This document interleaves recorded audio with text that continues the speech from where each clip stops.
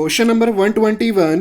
Which of the following statements is not true for organic manure?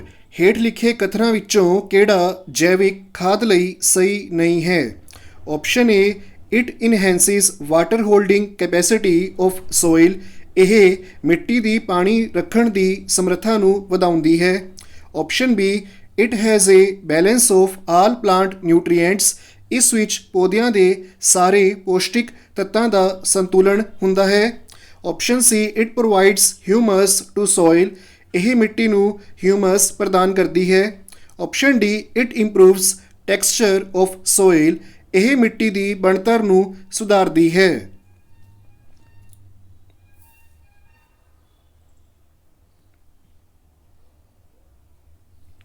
Right answer is option B. Option B is the right answer.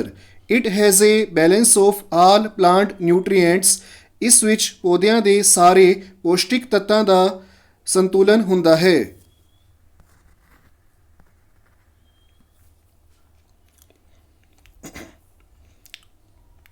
ਪ੍ਰਸ਼ਨ number 122. Read the statements given below. Option, read the statements given below. A part, seeds require moisture for germination. ਬੀਜਾਂ ਨੂੰ ਉਗਣ ਲਈ ਨਮੀ ਦੀ ਲੋੜ ਹੁੰਦੀ ਹੈ। B part, plants can absorb nutrients mostly in dissolved form. ਪੌਦੇ ਪੌਸ਼ਟਿਕ ਤੱਤਾਂ ਨੂੰ ਜ਼ਿਆਦਾਤਰ ਘੁਲੇ ਹੋਏ ਰੂਪ ਵਿੱਚ ਜਜ਼ਬ ਕਰ ਸਕਦੇ ਹਨ। C part, irrigation protects crops from both frost and hot air currents. ਸਿੰਚਾਈ ਫਸਲਾਂ ਨੂੰ ਠੰਡ ਅਤੇ ਗਰਮ ਹਵਾ ਦੀਆਂ ਧਾਰਾਵਾਂ ਤੋਂ ਬਚਾਉਂਦੀ ਹੈ। D part, irrigation improves soil texture. ਸਿੰਚਾਈ ਨਾਲ ਮਿੱਟੀ ਦੀ ਬਣਤਰ ਵਿੱਚ ਸੁਧਾਰ ਹੁੰਦਾ ਹੈ। Choose combination of statements which indicate need to irrigate crops. ਕਥਨਾਂ ਦੇ ਸੁਮੇਲ ਦੀ ਚੋਣ ਕਰੋ ਜੋ ਫਸਲਾਂ ਦੀ ਸਿੰਚਾਈ ਦੀ ਲੋੜ ਨੂੰ ਦਰਸਾਉਂਦੇ ਹਨ। Option A, A and B. Option B, A, B and C. Option C, A, B, C and D. Option D, A and C. Right answer is option A. Option A is the right answer. A and B.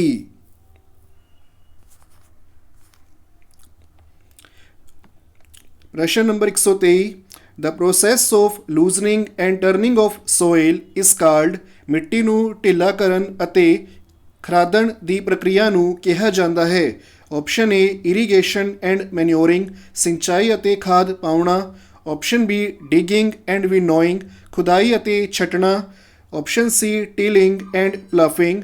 ਜੋਤਣਾ ਅਤੇ ਹਲ ਵਾਉਣਾ। Option D, harvesting and storage. ਵਾਢੀ ਅਤੇ ਭੰਡਾਰਨ। Right answer is option C. Option C is the right answer. Tilling and ploughing. ਜੋਤਣਾ ਅਤੇ ਹਲ ਵਾਉਣਾ। Question number 124. In the absence of which of the following will photosynthesis not occur in leaves? ਇਹਨਾਂ ਵਿੱਚੋਂ ਕਿਸ ਦੀ ਅਣਹੋਂਦ ਵਿੱਚ ਪੱਤਿਆਂ ਵਿੱਚ ਪ੍ਰਕਾਸ਼ ਸੰਸ਼ਲੇਸ਼ਣ ਨਹੀਂ ਹੋਵੇਗਾ? Option A, guard cells. Option B, chlorophyll. Option C, vacuole. Option D, space between cells. ਸੈੱਲਾਂ ਵਿਚਕਾਰ ਵਿੱਥ। Right answer is option B. Option B is the right answer. Chlorophyll.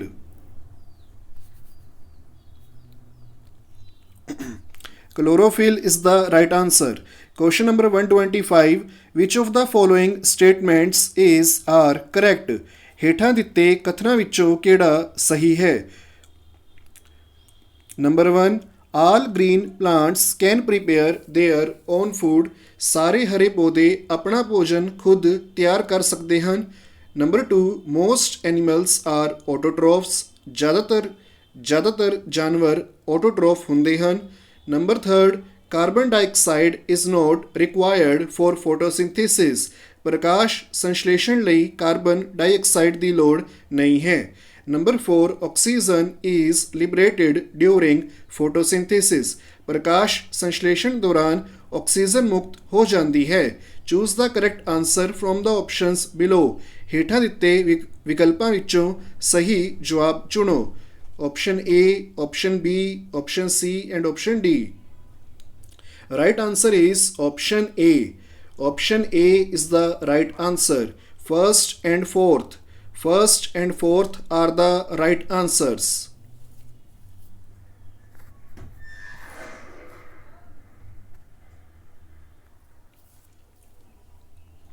Question number 126. Anushka wanted to buy a gift made of animal fiber obtained without killing the animal. Which of the following would be the right gift? Anushka ਜਾਨਵਰ ਦੀ ਹੱਤਿਆ ਕੀਤੇ ਬਿਨਾ ਜਾਨਵਰ ਤੋਂ ਪ੍ਰਾਪਤ ਕੀਤੇ fibre ਤੋਂ ਬਣਿਆ ਤੋਹਫਾ ਖਰੀਦਣਾ ਚਾਹੁੰਦੀ ਸੀ। ਇਹਨਾਂ ਵਿੱਚੋਂ ਕਿਹੜਾ ਸਹੀ ਤੋਹਫਾ ਹੋਵੇਗਾ? ਆਪਸ਼ਨ ਏ ਵੂਲਨ ਸ਼ਾਲ, ਉੱਨੀ ਸ਼ਾਲ, ਆਪਸ਼ਨ ਬੀ ਸਿਲਕ ਸਕਾਰਫ, ਰੇਸ਼ਮ ਸਕਾਰਫ, ਆਪਸ਼ਨ ਸੀ ਐਨੀਮਲ ਫਰ ਕੈਪ, ਜਾਨਵਰ ਫਰ ਟੋਪੀ, ਆਪਸ਼ਨ ਡੀ ਲੈਦਰ ਜੈਕਟ, ਚਮੜੇ ਦੀ jacket. Right answer is option A. Option A is the right answer. Woolen shawl, uni shawl is the right answer.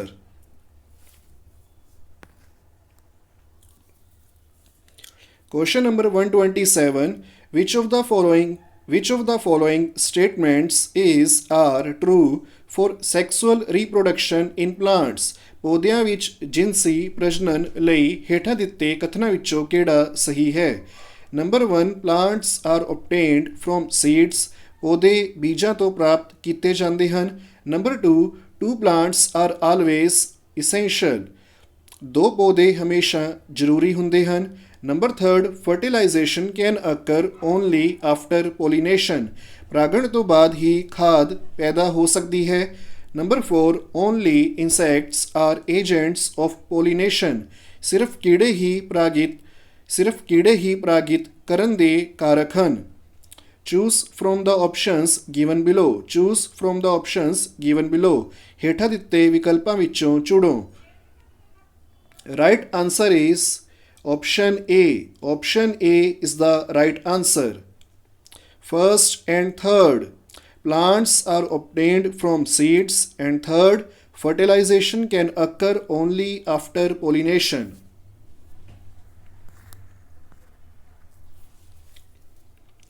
Question number 128. Arnav visited a forest near his town with his classmates and his teacher. As they were entering the forest, their class teacher told them not to make noise in the forest as noise could disturb. ਅਰਨਵ ਨੇ ਆਪਣੇ ਸਹਿਪਾਠੀਆਂ ਅਤੇ ਆਪਣੇ ਅਧਿਆਪਕ ਨਾਲ ਆਪਣੇ ਸ਼ਹਿਰ ਦੇ ਨੇੜੇ ਇੱਕ ਜੰਗਲ ਦਾ ਦੌਰਾ ਕੀਤਾ। ਜਦੋਂ ਉਹ ਜੰਗਲ ਵਿੱਚ ਦਾਖਲ ਹੋ ਰਹੇ ਸਨ, ਉਹਨਾਂ ਦੇ ਕਲਾਸ ਅਧਿਆਪਕ ਨੇ ਉਹਨਾਂ ਨੂੰ ਕਿਹਾ ਕਿ ਉਹ ਜੰਗਲ ਵਿੱਚ ਰੌਲਾ ਨਾ ਪਾਉਣ ਕਿਉਂਕਿ ਸ਼ੋਰ ਪਰੇਸ਼ਾਨ ਕਰ ਸਕਦਾ ਹੈ।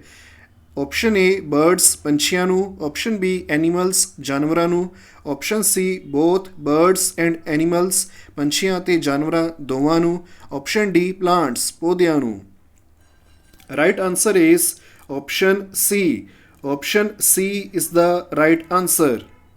ਬੋਥ birds and animals, both birds and animals ਪੰਛੀਆਂ ਅਤੇ ਜਾਨਵਰਾਂ ਦੋਵਾਂ ਨੂੰ, ਪੰਛੀਆਂ ਅਤੇ ਜਾਨਵਰਾਂ ਦੋਵਾਂ ਨੂੰ।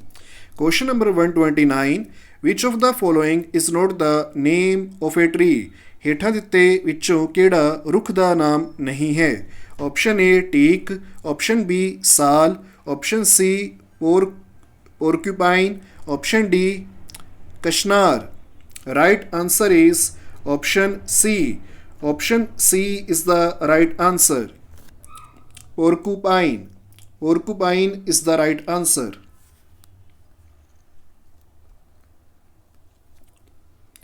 Question number 130. Seas and oceans are full of water on earth. However, a very small percentage of water present on earth is available for us. This percentage is roughly ਧਰਤੀ ਉੱਤੇ ਸਮੁੰਦਰ ਅਤੇ ਸਾਗਰ ਪਾਣੀ ਨਾਲ ਭਰੇ ਹੋਏ ਹਨ। ਹਾਲਾਂਕਿ ਧਰਤੀ 'ਤੇ ਮੌਜੂਦ ਪਾਣੀ ਦਾ ਬਹੁਤ ਘੱਟ ਪ੍ਰਤੀਸ਼ਤ ਸਾਡੇ ਲਈ ਉਪਲਬਧ ਹੈ। ਇਹ ਪ੍ਰਤੀਸ਼ਤ ਲਗਭਗ ਹੈ। Option A 0.006%, option B 0.06%, option C 0.6%, option D 6%. Right answer is option A. Option A is the right answer, 0.006%. Question number 131. A man digging the ground near a water body found that the soil was moist. As he kept digging deeper and deeper, he reached a level where all the spaces between particles of soil and gaps between rocks were filled with water. The upper limit of this layer is called. ਇੱਕ ਵਿਅਕਤੀ ਨੇ ਇੱਕ ਜਲ ਸਰੋਤ ਦੇ ਕੋਲ ਜ਼ਮੀਨ ਦੀ ਖੁਦਾਈ ਕਰਦੇ ਹੋਏ ਦੇਖਿਆ ਕਿ ਮਿੱਟੀ ਗਿੱਲੀ ਸੀ। ਜਿਵੇਂ ਜਿਵੇਂ ਉਹ ਡੂੰਘੀ ਤੋਂ ਡੂੰਘੀ ਖੁਦਾਈ ਕਰਦਾ ਰਿਹਾ, ਉਹ ਉਸ ਪੱਧਰ 'ਤੇ ਪਹੁੰਚ ਗਿਆ ਜਿੱਥੇ ਮਿੱਟੀ ਦੇ ਕਣਾਂ ਅਤੇ ਚਟਾਨਾਂ ਦੇ ਵਿਚਕਾਰਲੇ ਪਾੜੇ ਦੇ ਵਿਚਕਾਰ ਸਾਰੀਆਂ ਥਾਵਾਂ ਪਾਣੀ ਨਾਲ ਭਰ ਗਈਆਂ। ਇਸ ਪਰਤ ਦੀ ਉੱਪਰਲੀ ਸੀਮਾ ਨੂੰ ਕਿਹਾ ਜਾਂਦਾ ਹੈ। ਆਪਸ਼ਨ ਏ ਵਾਟਰ ਲੈਵਲ, ਪਾਣੀ ਦਾ ਪੱਧਰ। ਆਪਸ਼ਨ ਬੀ ਵਾਟਰ ਟੇਬਲ, ਭੂਮੀ ਜਲ ਸਤਰ। ਆਪਸ਼ਨ ਸੀ ਗਰਾਊਂਡ ਵਾਟਰ, ਧਰਤੀ ਹੇਠਲਾ ਪਾਣੀ। ਆਪਸ਼ਨ ਡੀ ਵਾਟਰ ਲਿਮਿਟ, ਪਾਣੀ ਦੀ ਸੀਮਾ। Right answer is option B. Option B is the right answer. Water table, ਭੂਮੀ ਜਲ ਸਤਰ। ਵਾਟਰ ਟੇਬਲ, ਭੂਮੀ ਜਲ ਸਤਰ is the right answer.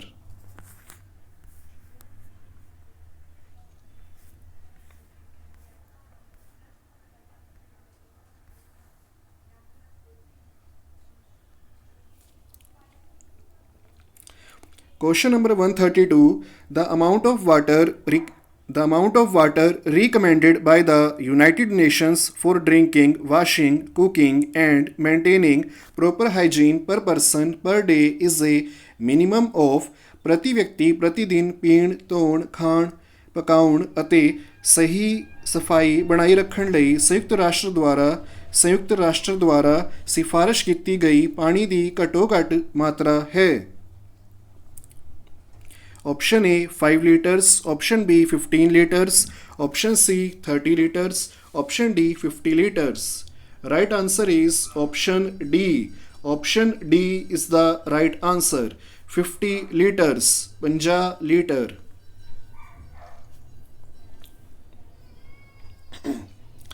Question number 133. Water polluted by various human activities causes a number of waterborne diseases. Which of the following is not a waterborne disease? ਵੱਖ-ਵੱਖ ਮਨੁੱਖੀ ਗਤੀਵਿਧੀਆਂ ਨਾਲ ਪ੍ਰਦੂਸ਼ਿਤ ਪਾਣੀ ਕਈ ਤਰ੍ਹਾਂ ਦੀਆਂ ਬਿਮਾਰੀਆਂ ਦਾ ਕਾਰਨ ਬਣਦਾ ਹੈ। ਹੇਠ ਲਿਖਿਆਂ ਵਿੱਚੋਂ ਕਿਹੜੀ ਪਾਣੀ ਨਾਲ ਹੋਣ ਵਾਲੀ ਬਿਮਾਰੀ ਨਹੀਂ ਹੈ? ਆਪਸ਼ਨ ਏ ਕੋਲਰਾ, ਹੈਜਾ। Option B typhoid. Option C asthma, ਦਮਾ। Option D dysentery, पेचश. Right answer is option C. Option C is the right answer. Asthma, dama. Asthma, dama is the right answer.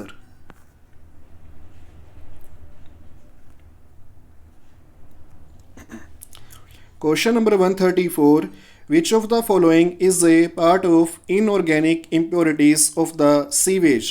ਨਿਮਨਲਿਖਿਤ ਵਿੱਚੋਂ ਕਿਹੜਾ sewerage ਦੀਆਂ ਅਕਾਰਬਨਿਕ ਅਸ਼ੁੱਧੀਆਂ ਦਾ ਇੱਕ ਹਿੱਸਾ ਹੈ? Option A pesticides, ਕੀਟਨਾਸ਼ਕ। Option B urea. Option C phosphates. Option D vegetable waste, ਸਬਜ਼ੀਆਂ ਦੀ ਰਹਿੰਦ ਖੂੰਹਦ। Right answer is option C. Right answer is option C, phosphates. Phosphates is the right answer. Question number 135. Which of the following is not a source of waste water? ਹੇਠ ਦਿੱਤੇ ਵਿੱਚੋਂ ਕਿਹੜਾ ਗੰਦੇ ਪਾਣੀ ਦਾ ਸਰੋਤ ਨਹੀਂ ਹੈ? Option A sewers. Option B homes. Option C industries. Option D hospitals, sewer ਘਰ, ਉਦਯੋਗ ਜਾਂ ਹਸਪਤਾਲ। Right answer is option A. Option A sewer. Which of the following is not a source of waste water? ਹੇਠਾਂ ਦਿੱਤੇ ਵਿੱਚੋਂ ਕਿਹੜਾ ਗੰਦੇ ਪਾਣੀ ਦਾ ਸਰੋਤ ਨਹੀਂ ਹੈ? Option A sewer.